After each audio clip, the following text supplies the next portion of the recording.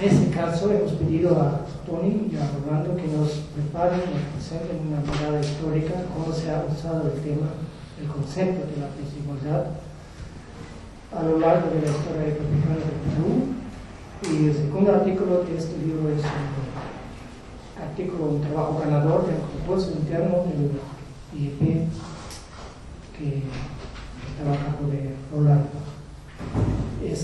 Los autores, la satisfacción especial para nosotros acá que los autores sean miembros de la casa, que sean investigadores principales de la casa, miembros de la asamblea de socios del IEP. Tony ambos son historiadores. Tony tiene un doctorado de la Universidad de Columbia en Nueva York y actualmente se desempeña como profesor en historia en la Universidad Católica de San Marcos. Y Rolando también es historiador, tiene licenciatura y maestría de la Universidad Nacional Mayor de San Marcos, donde en la misma universidad también tiene un diplomado en poder y desarrollo local y ha realizado estudios de doctorado en el Colegio de México. Los comentarios estarán a cargo de Augusto Ruiz Ceballos. Augusto también es historiador, profesor actualmente de la Universidad Nacional Federico Villarreal y de la Universidad Científica del Sur. Tiene varios premios internacionales por su trabajo en países como Francia y Taiwán, y acaba de publicar, me dice, un artículo sobre el ser y estar en izquierda. Y el otro comentarista es Ricardo Cuenca, que muchos conocen acá, también es investigador principal del IEP, ha sido director de investigación del IEP, y como tal conoce muy cerca la historia de ese libro que vamos a presentar.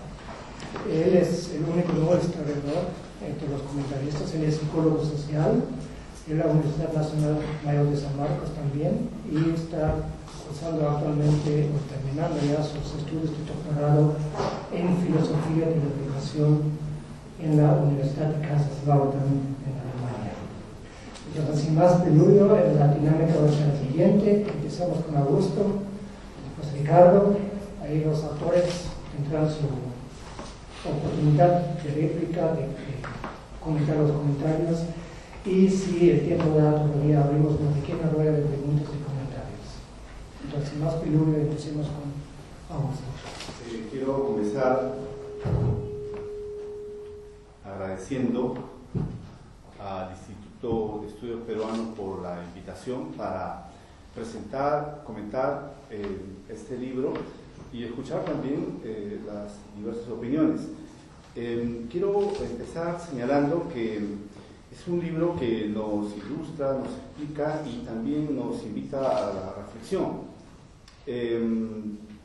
Creo que entre los aportes, las cosas que primero habría que decir del libro, sería que se trata de un libro que reúne varias cosas. Sus autores desde el comienzo señalan que no es un libro orgánico en el sentido de que está hecho de acuerdo con la metodología que suele aplicarse cuando uno presenta una tesis o un informe de investigación estricto, ¿no? Sino más bien es un ensayo muy libre que combina varias perspectivas como la historia conceptual, la historia de las ideas en el sentido más tradicional y también la historia política y social, ¿no? Porque por ratos el libro se desborda y va a temas netamente de historia social como las rebeliones indígenas y detalles de ese tipo que no suelen ser incluidos en un libro de historia conceptual o historia de las ideas.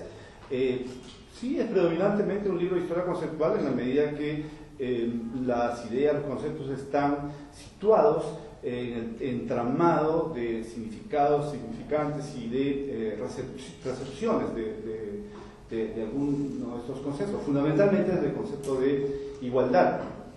Entonces yo creo que por ese lado es un punto de partida interesante cuando uno tiene en la mano este libro, pero también creo que es importante porque es una especie de, digamos, libro panorámico, hasta se puede ver como manual, aunque no haya sido la intención de los autores de ninguna manera, pero de hecho que yo a mis alumnos de varios cursos de historia de panorámica del Perú que enseño, o si no de realidad nacional, va a ser un libro de cajón, ¿no? Porque realmente nos permite situar y nos permite desarrollar una labor de aprendizaje muy útil, que así nomás no podemos apoyarnos en otros libros, ¿no? Entonces yo creo que por ahí también va el acierto de este libro, ¿no?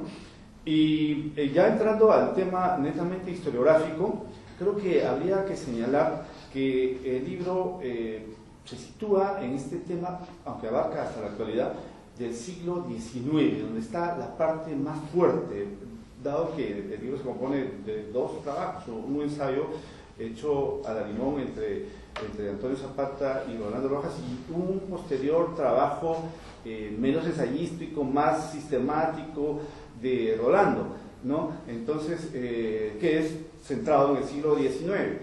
Y creo que aquí me parece que lo importante está en que nos dibuja una imagen distinta a la que últimamente en los últimos años se ha venido propalando, digamos no radicalmente distinta, en la medida que continúa con la idea de que, bueno, los liberales no han sido nefastos, no ha sido una cosa tan mala como siempre se ha venido diciendo con la nueva historia, o la historia que se hizo en los 70s o los 60, o si quieren a partir de Mariátegui y de la Torre, ¿no?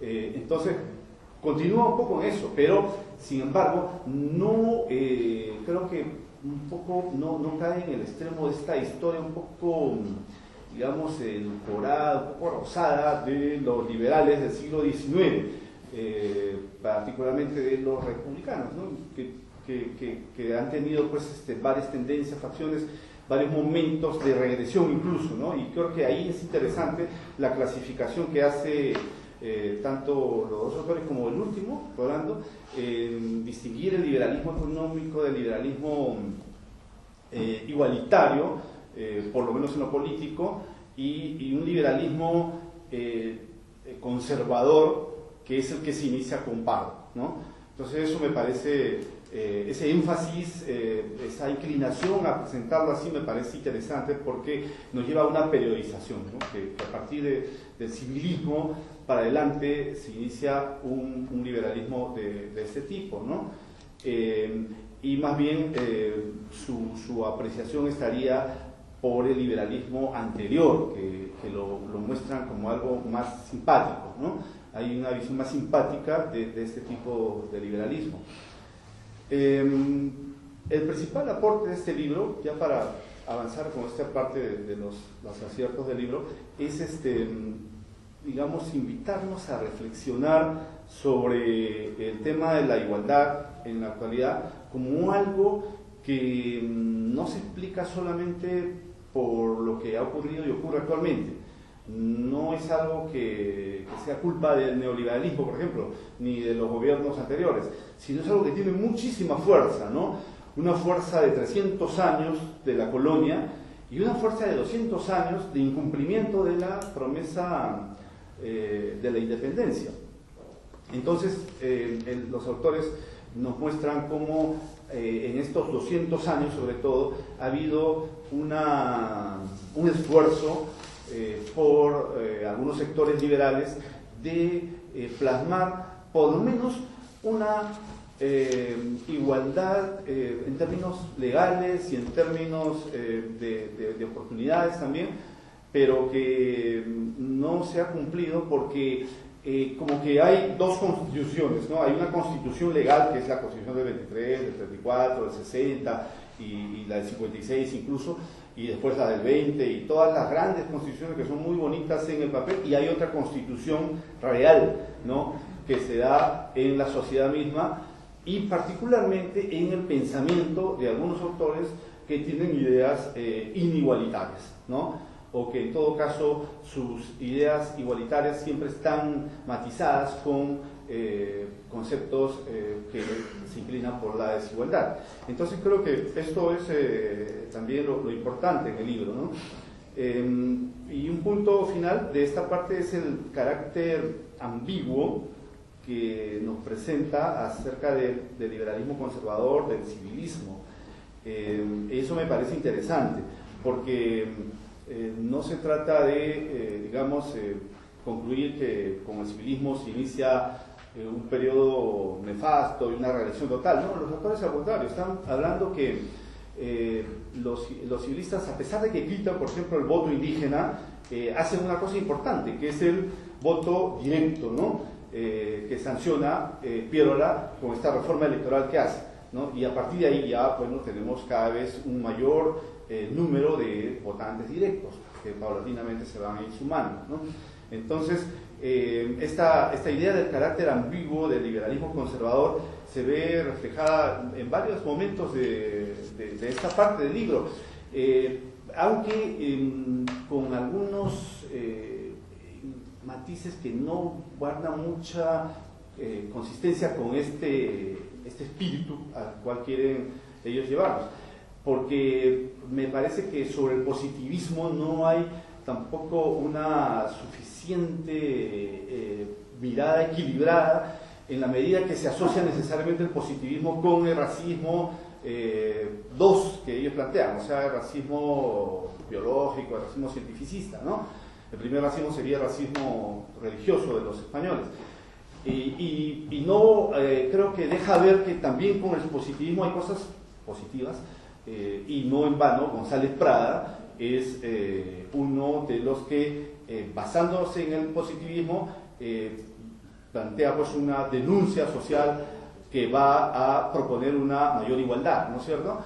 Y en realidad era el tema porque en un país, como ya han mostrado otros historiadores, sobre todo del pensamiento filosófico, un país donde está en ruinas, un país donde ha perdido la guerra, un país que tiene que encaminarse por la senda del desarrollo, también para favorecer a los mismos sectores dominados, la ciencia, todo este mensaje positivista no es reaccionario necesariamente, ¿no? Puede ser llevado por manos reaccionarias, pero también puede ser llevado por manos positivas, como la de González Prada y la del movimiento radical, que es en esencia positivista. Mercedes Cabello también, que mencionan los autores acá de una manera elogiosa, es una positivista, ¿no?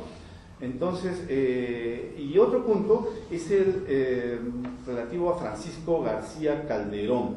Es un autor que sí, yo puedo decir que conozco muy bien y con toda razón puedo seguir aquí mis discrepancias, ¿no? García Calderón es un autor que aquí es presentado como un autor que tenía una visión totalmente abominable del indígena, que planteaba su presidencia o que estaba en una continuación de este espíritu hermanado con el positivismo al estilo de los más recalcitrantes, como Clemente Palma y otros que quieren más bien prescindir y denigrar totalmente al indio. Yo no creo eso realmente. García Calderón, si uno lee bien las últimas páginas del Perú contemporáneo, verá que García Calderón, al contrario, propone rescatar al indígena, pero no desde una perspectiva democrática, por supuesto. La suya es una perspectiva aristocrática, pero moderna al mismo tiempo. No es aristocrática de la sangre, sino aristocrática de la ciencia, del saber, ¿no? Y propone, por ejemplo, la idea de protegerlo mediante la legalización de la comunidad indígena, ¿no? Esta suerte de rescate de la tradición indígena no se inicia con Mariátegui, como también se afirma en el libro, ni con Castro Pozo, que es un poquito antes que Mariátegui, sino se inicia, creo yo, con García Calderón, porque García Calderón dice que con estas leyes de uniformización estéril que se han hecho desde el inicio de la República, con esta desprotección de la comunidad indígena que ha hecho Bolívar, aunque no menciona a Bolívar, pero obviamente se refiere a él, lo que se ha logrado es que los gamonales, a quienes García Calderón odia, avancen sobre las tierras campesinas, ¿no? Entonces por eso él cree conveniente que se debe legalizar, se debe proteger a la comunidad indígena, ¿no? Al contrario a lo que en ese momento están planteando Tudela y Varela y muchos otros que no prestan atención a este tema, ¿no? Cosa que sí va a hacer después Leguía, como todos sabemos, ¿no? En la Constitución del 20, Leguía sí sanciona la legalidad y después en otras leyes del 21 al 23 totalmente la protección de la comunidad indígena, ¿no? Entonces, y otro tema de García Calderón es que García Calderón sí está un poco a favor de mayor igualdad entre patrones y obreros. Y él dice en el Perú contemporáneo que la legislación, el Código Civil, es demasiado capitalista. Claro, se hizo para una época en que había que impulsar el capitalismo y no había trabajadores, no había el problema social que hay ahora, ¿no? Estamos hablando del año 7, cuando ya han surgido las huelgas de los fines de los 90, cuando ya hay nuevo proletariado, cuando el tema social se está planteándose a tal extremo que Luis Milo Quesada hace una tesis sobre esto, sobre la condición social del obrero y muchos otros, ¿no? Entonces, menciono a García Calderón porque junto con él podemos mencionar a muchos más, lo cual me lleva a un tema de que hay, así como ahora, ¿no? Hay dos derechas, hay dos izquierdas, en esa época también, ¿no? Aquí ahora hay una DBA y hay una derecha que nos merece un poco de respeto, ¿no es cierto?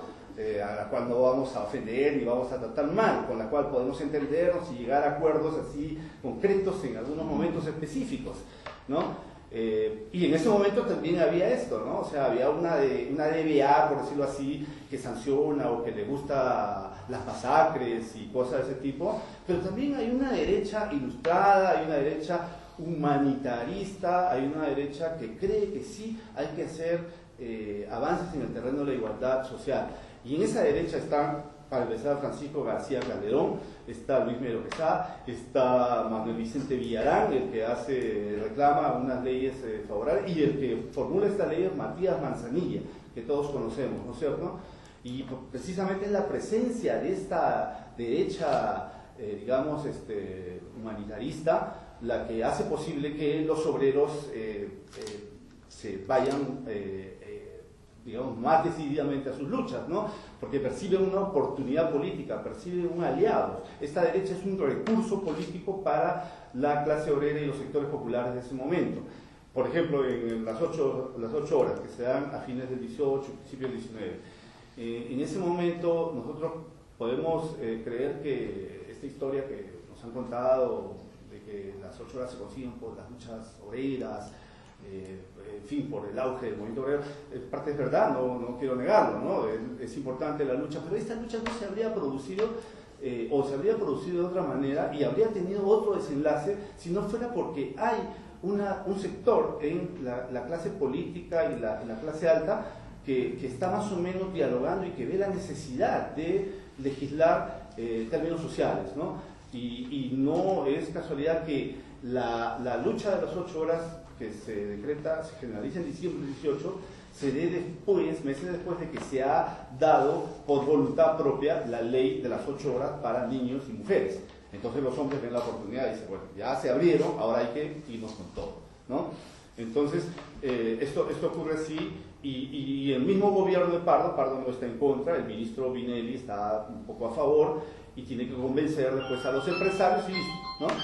Entonces, creo que este punto habría que verlo bien, el tema de estos resquicios que hay a favor de la igualdad en algunos sectores. No de la igualdad en términos, digamos, mayores, pero sí de algunos elementos.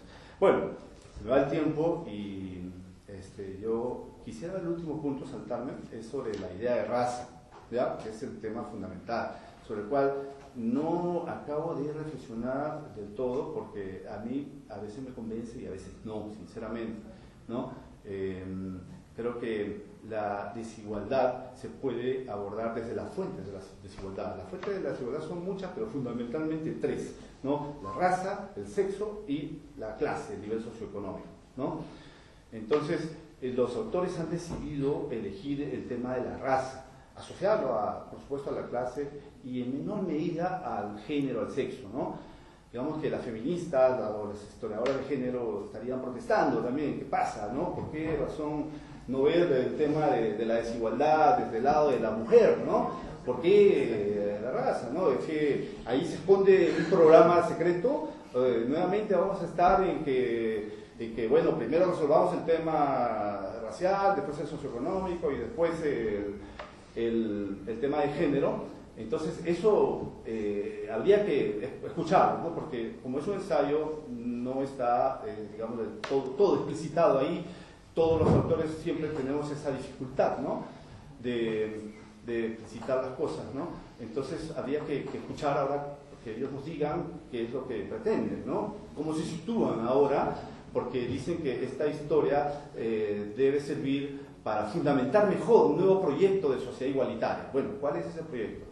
Daría la impresión de que estamos luchando por el programa actual, el programa mínimo, si quieren, como se decía antes, es la igualdad en términos étnicos, en términos, ¿y dónde quedan los otros, no? Entonces habría que ver eso, ¿no? ¿Cuál es la idea? Ahora, digo que históricamente es un acierto escoger el tema, digamos, asociar el tema raza y clase, porque en términos porcentuales tenemos que es una diferencia, algo que no hay en Europa. Los pensadores europeos no lo plantearían así como lo han planteado Tony y Rolando, ¿no?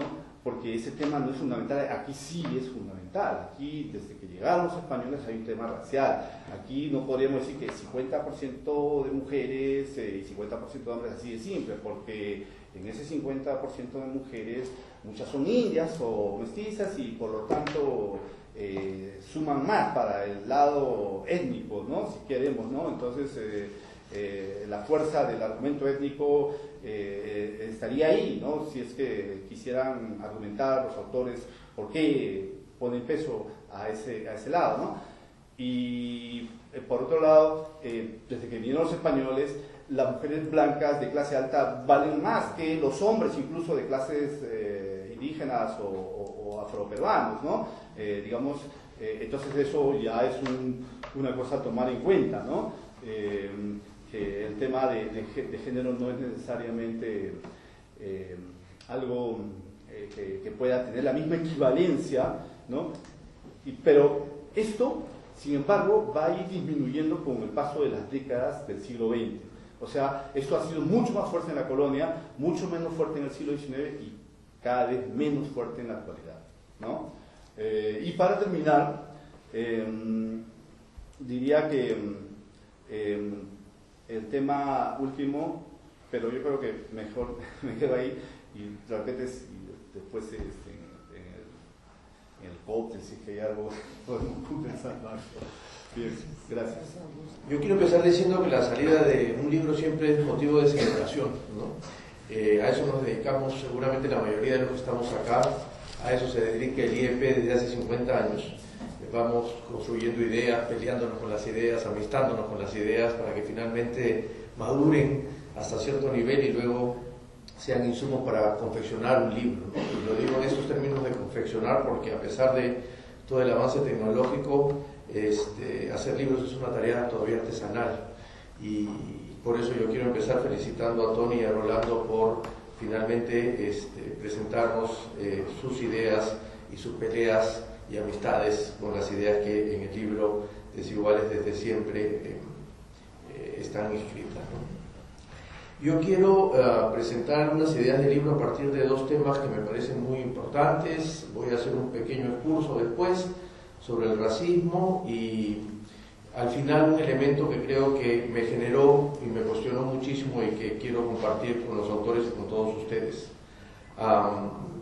Antes de eso voy a hacer un comentario general tipo institucional a modo de introducción y decirles que seguramente, y espero que así sea, estoy acá presentando un libro de historia no por historiador, sino por mi interés en los temas relacionados con las desigualdades y con la etnicidad, y de eso de alguna u otra manera trata este libro. El libro lo conozco desde sus inicios, cuando los dos artículos que conforman el libro eran todavía informes de investigación que se realizaron en el marco de nuestro programa institucional entre la consolidación del desarrollo y la profundización de la desigualdad que tuvimos en el IEP. Durante 5 años nos preguntamos qué sentidos asume la desigualdad en contextos de crecimiento económico, cuáles eran las caras de la desigualdad, cuáles sus orígenes, cuáles sus consecuencias e impacto, cuáles eran aquellos mecanismos que permitían la reproducción de la desigualdad. Y siempre estuvimos convencidos, y lo mencionaba Ludwig al principio, que todas estas preguntas no podrían ser contestadas si no se miraban desde una perspectiva histórica. Luego de leer el libro, ya no los informes de investigación que me tocó leer hace algún tiempo, confirmamos que acertamos en incluir en nuestros análisis y estudios sobre la desigualdad en el instituto un libro que nos permita tener esta idea de la desigualdad desde esta perspectiva histórica. Creo que lo que entendemos ahora por desigualdad requiere necesariamente de leer históricamente lo que sucede con esta noción para poder entenderlo de mejor manera. El primer punto que quiero destacar del trabajo de Tony y de Rolando en ambos artículos tiene que ver con la manera como presentan la resignificación de la noción de desigualdad. De una manera muy clara, Tony y Rolando nos convencen que la noción de desigualdad va cambiando, va mutando, va transformándose a lo largo del tiempo, precisamente porque está muy ubicada dentro de contextos que originan e impulsan que estos cambios en la noción de desigualdad se den. Autores como Rosanbayón y Fitoussi dirían que son desigualdades dinámicas, ¿no es cierto? Son desigualdades complejas porque son desigualdades que, por el contexto en el que se dan, van transformándose de tal manera que incluso se transforman de una manera que no es la esperada. Es decir, la promesa de la igualdad más o menos es reconocida en el imaginario de todos, y cada vez que se complejizan estos contextos, también se complejiza la noción de desigualdad. Yo creo que en la explicación que hacen, sobre todo en el primer ensayo, Tony y Rolando, nos dejan claro que incluso en contextos favorables, digo favorables entre comillas, como en los casos de naturalización del racismo en la colonia, terminan siendo también contextos que complejizan la noción de desigualdad. Hay un racismo de esta primera parte, que es la muestra con la que los autores quieren identificar los factores de desigualdad, que tiene que ver con asuntos religiosos y asuntos culturales, y en algunos casos con asuntos religiosos culturales. Y entonces, allí donde había que catequizar en la fe verdadera a los indios, y además suponer que estos no tienen todas las capacidades para poder trabajar, estamos hablando de contextos en los que las desigualdades pueden tener más o menos peso en este tema raciales en términos del contexto. Entonces, lo primero es reconfirmar lo que cada vez se vuelve felizmente más una certeza entre quienes trabajan los temas de desigualdad, y particularmente los temas de desigualdad étnica, y es que los contextos pesan mucho a la hora de definir y de concebir la desigualdad. Los privilegios que dieron origen a la desigualdad, es decir, estos privilegios que todos podemos imaginarnos y suponer que por cuestiones desde divinas hasta cuestiones asociadas con la familia generaban niveles de desigualdad, desaparecen para dar formas en contextos nuevos, insisto, inclusive en contextos ahora favorables para luchar contra la desigualdad, como en el caso de los dados en la República Liberal con igualdad jurídica.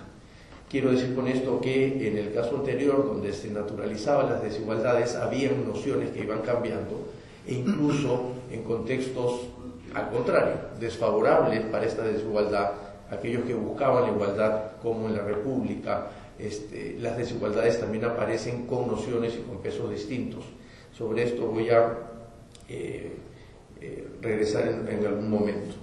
Y es que en esta certeza que se va teniendo respecto de los estudios de la desigualdad es que esta conexión con el contexto hacen que las intensidades se vean cada vez, que a la hora que se manifiesten estas intensidades sean cada vez más o menos tolerables. De alguna u otra manera, el tránsito entre la colonia y la república, expresada por lo menos en los tipos de racismo en el primer ensayo, deja claro que allí donde la desigualdad despierta algún tipo de indignación, la desigualdad existe, ¿no es cierto? Allí donde la desigualdad es naturalizada de parte de esta vida común, esta desigualdad no termina existiendo y por lo tanto no termina siendo motivo de lucha. Y eso tiene que ver inclusive con aquellos, insisto de nuevo, en contextos favorables. Por ejemplo, lo de la igualdad jurídica, que es un concepto bien interesante para quienes estudian las desigualdades, porque resulta que, ¿no me estoy yendo? No, está bien. Porque resulta que la igualdad jurídica requiere de cierto tipo de homogeneidad para funcionar. De lo contrario, no funciona. Y una de las cuestiones, mirando hacia adelante, desde el trabajo que han hecho Tony y Rolando, es reconfirmar que allí donde no se logra por razones estructurales, por razones históricas, por razones culturales, conseguir cierto nivel de homogeneidad, la igualdad jurídica se estanca solamente en un plano formal. Hay una acápite en el ensayo o en el segundo trabajo, ¿no es cierto?, en el trabajo de Rolando sobre el liberalismo, que claramente muestra estos límites de la igualdad jurídica cuando en dos momentos Rolando menciona que se implanta un liberalismo sin sociedad liberal, ¿no es cierto?, o se implanta un conjunto de procesos de implementación de la igualdad electoral, de la igualdad jurídica en planos, por ejemplo, electorales únicamente, con lo cual se queda todo en este plano formal. Quiero decir entonces, para terminar con este punto, que la idea de la resignificación de la noción de la desigualdad está claramente expresada en el libro, en los dos artículos, cuando tratan de colocar esta noción en el contexto en el que se da. Y eso creo que es fundamental para entender la desigualdad de esa época, pero también para entender la desigualdad de ahora. Recordé esta alegoría de Nancy Fraser respecto a la reflexión de Nancy Fraser respecto a la alegoría de la justicia, ¿no es cierto? Esta señora con los ojos vendados y con una balanza en perfecto equilibrio, en donde esta filósofa feminista dice: creo que es tiempo de, por lo menos, quitarle la venda a la señora para que vea qué es lo que está equilibrando, ¿no es cierto? Porque esta idea de homogeneidad y de igualdad empieza a ocasionar problemas también a la idea de justicia. El segundo tema tiene que ver con una discusión que los autores creo que ponen muy bien respecto de las dimensiones de las que forma parte de la desigualdad. Es decir, si uno mira esta vez de hoy hacia atrás, hasta hace muy poco el campo de estudios de la desigualdad estaba asociado fundamentalmente a las dimensiones económicas de la desigualdad. El tema de la redistribución había capturado la discusión respecto de las desigualdades y pareciera ser entonces que la solución a esto pasaba por una mejor distribución. Sin embargo, y con mucho agrado, por lo menos para mí, miro y se observa en el texto y en el libro y en los dos artículos que para entender estas desigualdades, las dimensiones políticas y étnico-raciales en el campo cultural forman una parte fundamental del asunto, ¿no? Y esto rompe con la idea actual de pensar que la desigualdad desde la representación o el reconocimiento son solo discusiones actuales o de moda, ¿no es cierto? Más bien, creo que con esto confirmamos que la idea actual de reconocer que la falta de representación o la falta de reconocimiento o la no representación o el no reconocimiento forman parte de las desigualdades, es un asunto de largo aliento que ha ido modificándose según los intereses para comprender el asunto. Y por lo tanto, yo no solo creo, como Augusto, que se trate de expresar solamente en raza o en sexo o en clases sociales, sino que creo que es mucho más complejo y abarca muchísimas otras más dimensiones. Estas tres grandes, la económica, la política y la cultural, creo que están claramente expresadas en el libro. Es verdad que el énfasis, y así lo advierten los autores, tiene que ver con el tema del racismo y la discriminación. Sin embargo, colocan, creo yo, con un interesante equilibrio cómo a lo largo de este periodo estas dimensiones van cobrando más o menos sentidos. Y entonces allí donde los ciudadanos, los individuos o los sujetos o los grupos sociales sienten que hay un desequilibrio en su representación o en la redistribución de los recursos o en el reconocimiento de sus propias identidades culturales, cualquiera sean estas, empiezan a incrementarse y a hacerse más crudas estas desigualdades. Y entonces creo que para la discusión actual de la desigualdad y de estas dimensiones de la desigualdad, leer y revisar lo que sucedió con estos tipos de racismo, que luego, con algo de astucia y capacidad de síntesis, Tony y Rolando tratan de colocar en dos grandes discursos racistas, ¿no es cierto?, este natural, inicial, y este que se convalida, digamos, y que es positivo y que se alienta para el avance de la sociedad, respecto de este segundo tipo de racismo, que aparece en un marco, digamos, en el que habría que combatir para poder conseguir cohesión social. En cualquiera de estas condiciones y en este traslado de los tipos de racismo que mencionaba Augusto, esos tres tipos de racismos a los que hace referencia el primer artículo, o a estos límites que aparecen de la igualdad en el marco del liberalismo, creo que son un claro ejemplo de este equilibrio de dimensiones. Es, insisto, allí donde la desigualdad debería comprenderse no solo como un problema de redistribución, sino también como un problema complejo que incluye redistribución, reconocimiento y cultural y representación política. Quiero hacer 5 minutos perfectos, un pequeño excurso sobre el racismo y la discriminación, porque creo que es interesante para poder, desde mi punto de vista, me sirvió por lo menos entender el libro y comparto la manera como he leído el libro con ustedes, ¿no? La psicología cultural ha aportado a la comprensión del racismo y la discriminación mucho a partir de estudios sobre la formación y la consolidación de las identidades. Michael Cole, antes de él Ratzinger, no el ex-papa, han planteado que en la base de las decisiones racistas o discriminadoras, es decir, en la operacionalización del prejuicio, hay un sentimiento de temor contra aquello que cuestiona la seguridad que genera lo conocido, lo sabido. Y entonces, lejos de pensar que las bases del racismo o de la discriminación son el odio que subyacen al racismo, esta tradición teórica más bien apunta a la inseguridad basal que sostiene el racismo y la discriminación. Y esto parece ser, desde mi punto de vista, aunque ellos no lo mencionan, es mi interpretación del asunto, las formas racistas que han identificado y que advierten en el tránsito, tanto Tony y Rolando en los dos textos, entre la sociedad estamental colonial y la república liberal. Mientras que en la primera etapa los indios no eran una amenaza a la identidad colectiva de la República de Españoles, en la sociedad moderna del siglo XIX, en adelante, la igualdad frente a la ley suponía la posibilidad de cuestionamiento de las ventajas que cierta identidad colectiva tenía respecto de otra. Es decir, la amenaza que sentían criollos, mestizos, frente a la posibilidad igualitaria que los indios puedan ocupar un espacio social que pueda arrebatarles la seguridad de sentir que esta identidad que ellos tienen es una identidad, por supuesto, acabada.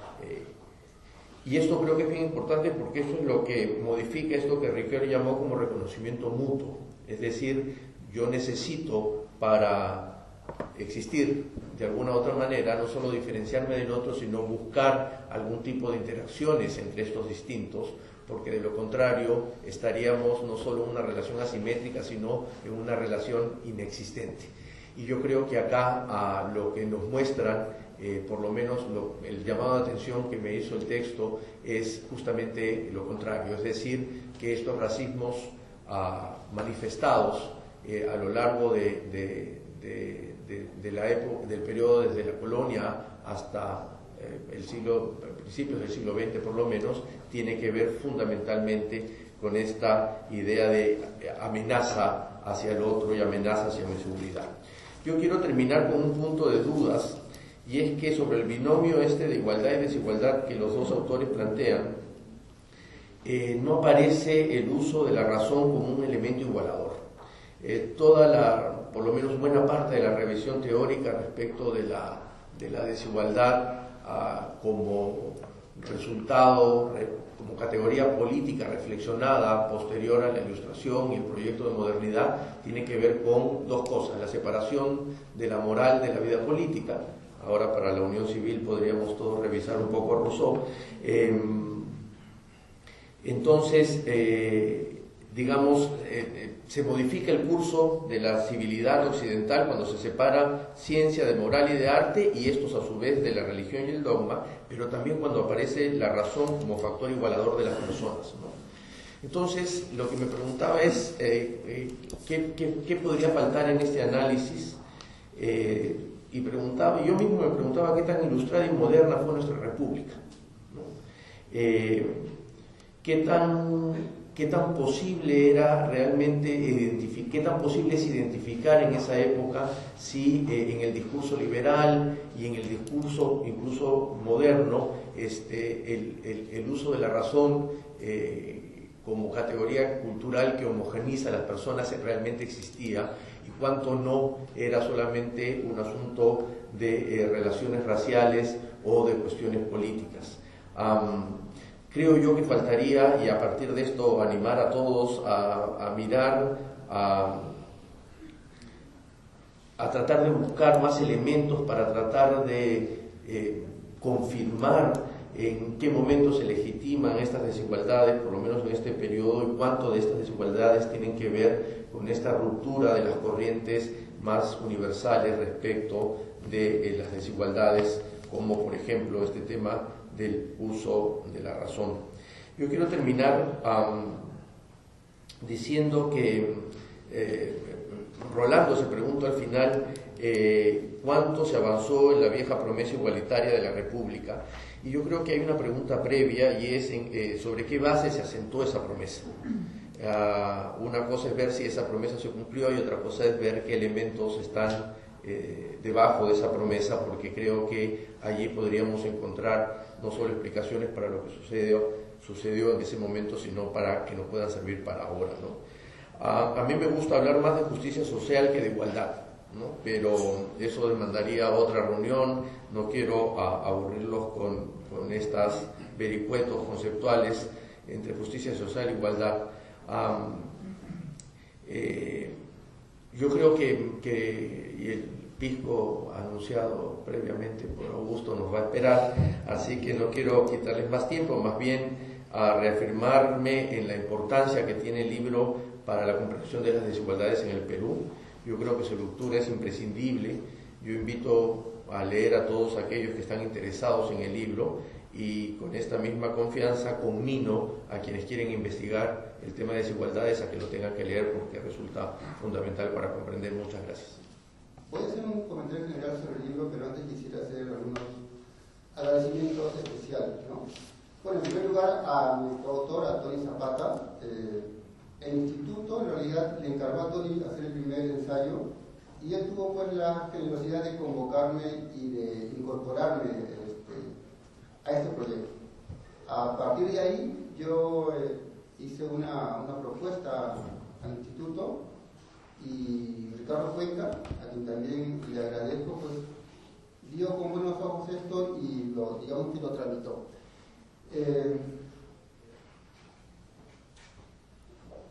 No, digamos, no aportó directamente ese trabajo, pero quisiera aprovechar la oportunidad para agradecer a algunas personas que en el instituto siento que me dan un respaldo y permiten que yo pues, desarrolle mis actividades culturales.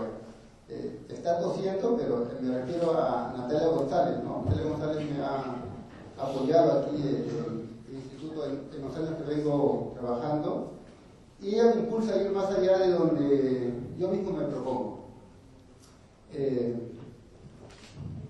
Mariela Guren y Carolina de Belaunde con Natalia conforman un equipo que se llama del programa Ley de Estar Adelante, y ellas en varias ocasiones me han permitido colaborar con ellas, trabajar con ellas y recorrer el país, ¿no? Conocer la realidad educativa. Bueno, dejaré por ahí los agradecimientos. Voy a hacer un comentario general del libro que no toca mucho, que no toca los aspectos que han señalado los autores, pero que me parece relevante. Yo diría que el libro tal vez puede ser una señal de que algo está cambiando en las ciencias sociales y en historia. En el sentido que el libro se propone abordar un tema actual a partir de su dimensión histórica, a partir de la temporalidad. Y digo que algo está cambiando porque no es usual abordar un problema como la desigualdad o la igualdad desde esta dimensión, desde su temporalidad. Esto en realidad es un fenómeno que uno puede verlo que desde los 90 hacia acá, las ciencias sociales han experimentado una suerte de deshistorización. Los problemas son vistos como entidades ahistóricas que no son parte de un proceso histórico-social. Esto creo yo que era impensable en la década de los 70s y 80s, cuando más bien uno puede ver mucho interés en ver los problemas de esos momentos desde perspectivas históricas. Por ejemplo, Julio Butler, ¿no? Se trata de explicar el velasquismo a partir de la trayectoria sociohistórica del Perú, y acaba escribiendo un libro que nos analiza el proceso social y político peruano desde la colonia hasta que irrumpe Velasco en la política nacional. Lo mismo creo yo Carlos Iván de Gregorio, ¿no? Se propone entender el Sendero Luminoso a partir de la región y los procesos históricos de Ayacucho. Creo yo que esa perspectiva se pierde en los 90. Y bueno, se pierde en parte con razón, porque Fujimori rompe con la historia, inaugura un nuevo periodo histórico, y la historia parece que no nos ayuda a comprender esos cambios. Y bueno, y por otras razones más que no voy a ahondar, ¿no? Pero pasados unos 20 años, esos procesos de cambio que llevó a cabo Fujimori ya pasaron, más bien creo que se ha estabilizado. Se van viendo una serie de elementos estructurales y podemos ahora, creo yo, retomar el enfoque histórico para entender los problemas actuales, ¿no? Este libro creo yo que echa un pequeño grano de arena en ese sentido. Trata de analizar un problema como la desigualdad, que por lo general uno revisa en las bibliotecas y va a encontrar pues, que es tema de economistas, temas de sociólogos, temas de antropólogos, y no ha sido muy abordado por la historia. Tal vez digo, esto sea una señal de que los problemas actuales van a ser repensados también bajo estas dimensiones históricas y estructurales, ¿no? Bueno, ahí quisiera cerrar mi intervención.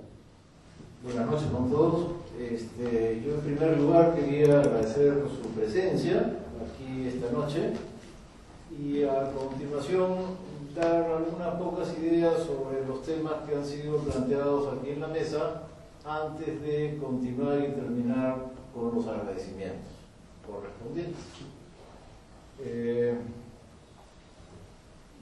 Una primera idea sobre el liberalismo peruano del siglo XIX. Hay algunos países de América Latina, como por ejemplo México, también Colombia en Sudamérica, donde de verdad hubo un partido liberal, que estaba organizado como tal y que tuvo larga continuidad en el tiempo y que llegó al gobierno alguna vez, y etcétera. Y por lo tanto en los estudios de historia del 19 de estos países, incluso del 20, ¿no? En el caso colombiano hasta el día de hoy, ahí están los liberales. Bueno, el Partido Liberal es una entidad, el liberalismo es una entidad. Mientras que en el caso peruano no fue así, ¿no? El Partido Liberal en realidad, bueno, existió en algunos momentos un grupo llamado Partido Liberal, pero como tal nunca tuvo influencia. Hubo muchos liberales y actuaron unos en un sentido, otros en otro. En algunos casos se aliaron con fuerzas que no los acompañaban doctrinariamente y entonces yo lo que veo es como liberalismos, ¿no? En el Perú no hubo realmente un partido liberal, hubo liberales, distintos enfoques de estos liberales y actuaciones políticas muy diversas. El liberalismo del siglo XIX se parece un poco al izquierdo del siglo XX, ¿no? No hay un partido, no hay una entidad como sí, por ejemplo, el APRA, ¿no? Y lo que hay es una corriente de opinión, y esa corriente de opinión se manifiesta de N maneras, ¿no? Bueno, yo diría que para comprender este tema del liberalismo del 19, resaltar su heterogeneidad resulta como una idea que permite entender, ¿no? Un segundo punto tiene que ver con la elección de raza y clase como los ejes de este ensayo, y no, por ejemplo, género.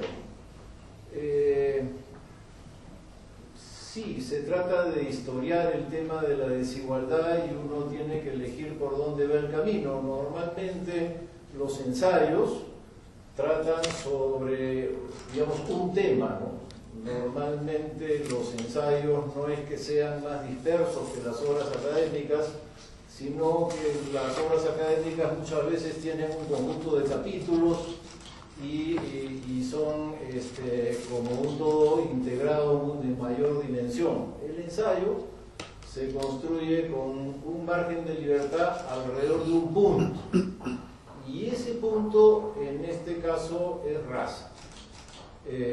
¿Podría haberse elegido género? Sí, también podría haberse elegido género. ¿Por qué no se ha hecho? Creo simplemente porque hay otras especialistas en el tema. Aquí está, por ejemplo, mi buena amiga Diana Miroslay. Y ¿para qué meterse, no, en uno a cierta edad en temas que uno no conoce tanto viendo especialistas? Entonces, mejor es zapatero a tus zapatos, zapata pedido zapata. Es fácil entender este refrán y bueno, me dedico a las cosas que sé y no por ello estoy como abandonando, dejando de considerar importantes otros temas que simplemente no conozco, ¿no? Tanto. Bueno, el último punto sobre lo debatido que quería hacer una vuelta de tuerca es el punto que tiene que ver con, y este debate de raza y de racismo en el Perú de hoy, cómo se ve en el Perú de hoy. Y aquí quería mencionar este tema de la diversidad. De un tiempo a esta parte, unos cuantos años, en los 2000 en realidad, se consolida la idea de que el Perú es un país mega diverso. Y las palabras que están de moda son multi, inter, dando cuenta de que en el espacio nacional coexisten varias maneras de ser y que no hay un tipo nacional homogéneo de peruano-peruana, sino muchos, y que deben convivir armónicamente en el mismo espacio. Esta idea es la idea de nuestros días sobre el tema del racismo. Y bueno, tiene un lado positivo en el sentido de un lado integrador, un lado esperanzador, pero también tiene algo de hipócrita, ¿no? En el sentido de que esa megadiversidad significa tú en tu sitio, yo acá, bien segregado, en un distrito en el cual incluso hay vallas para que tú no vengas, pero yo no me meto contigo, ahí estás tú en tu cerro, yo soy tolerante con tu cultura y con tu modo de ser. Entonces, la megadiversidad en sí no resolverá el problema de integración en el Perú de nuestros días.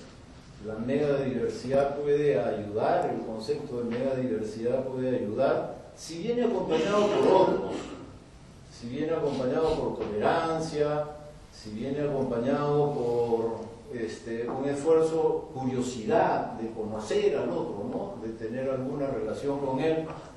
Pero la megadiversidad igual podría eventualmente servir para lo contrario, para justificar de una manera, entre comillas, civilizada y moderna, la vieja segregación. Entonces creo que de los temas que plantea este libro están actualmente en este punto y que investigaciones más contemporáneas pueden sacarle el jugo a este razonamiento, con el cual el libro más bien se detiene. Bueno, ahora sí quiero, para terminar, ir a mis agradecimientos. Son en primer lugar a los comentaristas por habernos ayudado en esta presentación a través de la resumen, síntesis y debate de ideas. Especialmente a Ricardo, porque hace unos días aquí nos hubiera acompañado Liu Bacoa, pero Liu ha enfermado y no ha podido venir, y entonces a Ricardo le agradezco especialmente porque ha sido de última hora.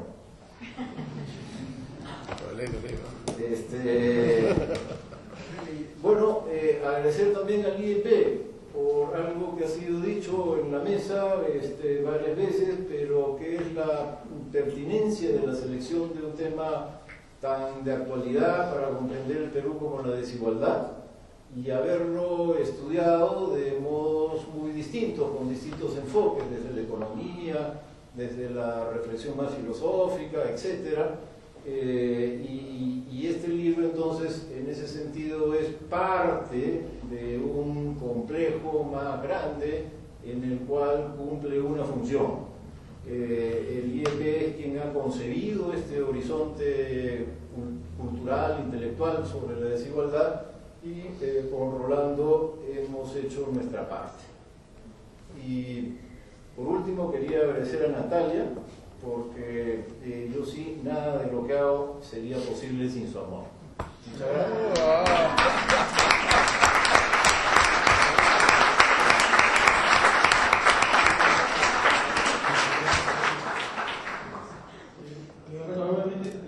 No he leído el libro, pero un poco de los comentarios, pareciera que no hay un enfoque, digamos, estructural de los temas, ¿no?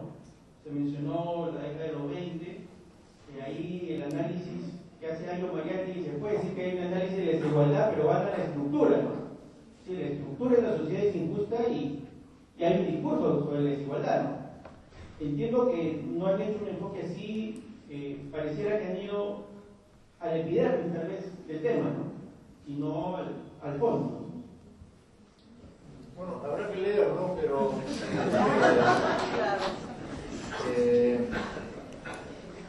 en realidad es un libro que trata sobre lo que se ha dicho sobre la desigualdad.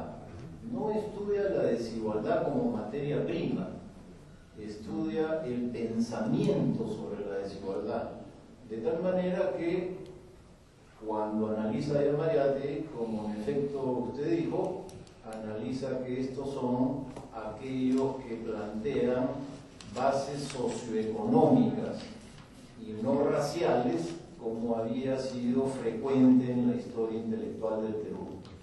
Pero en ese sentido,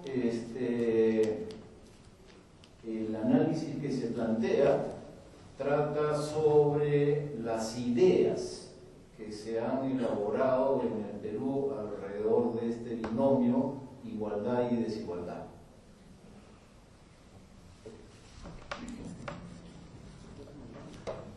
Bueno, gracias a nuestros autores, a Tony y a Rolando, gracias a nuestros comentaristas, Augusto, Ricardo, gracias a ustedes por acompañarnos y ahorita sí vamos a ver el disco.